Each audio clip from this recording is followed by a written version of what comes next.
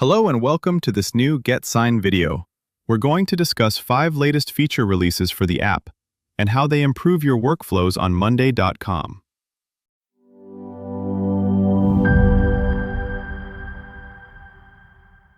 The first feature I want to highlight is the auto detection tool for your document templates.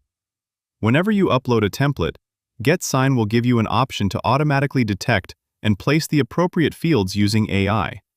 Here, you can see I have been prompted to let AI detect the fields. Click on Yes, Detect. It will take a couple of seconds to read your entire document and place the fields automatically. As you can see, the form fields have now been detected.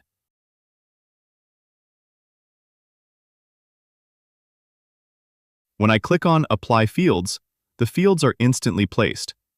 You can see the date picker is here, the text box is here, and the signature field is assigned here as well. Next, click on Save and close the window. The second feature I want to discuss relates to setting up your sender details. You no longer need to verify your email address to start sending emails.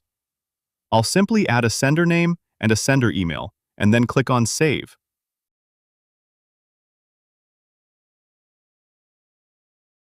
Previously, you would get a prompt to verify your email, but you don't need to do that any longer.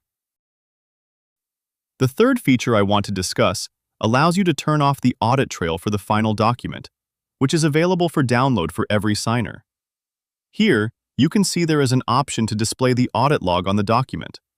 If you turn this off, the audit trail will not be shown on the last page of the document like it used to be. However, you'll still be able to access it inside the GetSign settings section.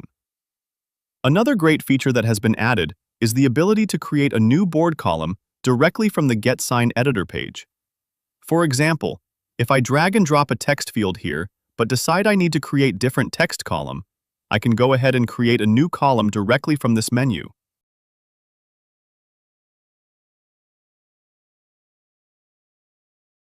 It doesn't have any value inside it yet, which is why it's showing up empty.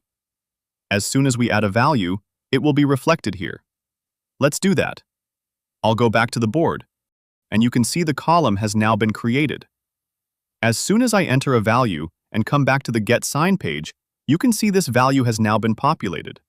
The only limitations are the mirror column and formula column cannot be created this way. The final feature we'll cover in this video is the Upload Signature option. Previously, you had to manually sign the documents each time. Now, if you have a signature file saved on your computer, you can simply upload it and use that to sign. I'll click on the Sign button and then click on Continue to Sign. When you click on the signature field, you can see there is an Upload option. Simply click on Upload and then add your signature file. As you can see, the signature is now placed correctly. Those are the major updates for the GetSign app. If you come across any problems or have questions, please let us know. Thank you for watching.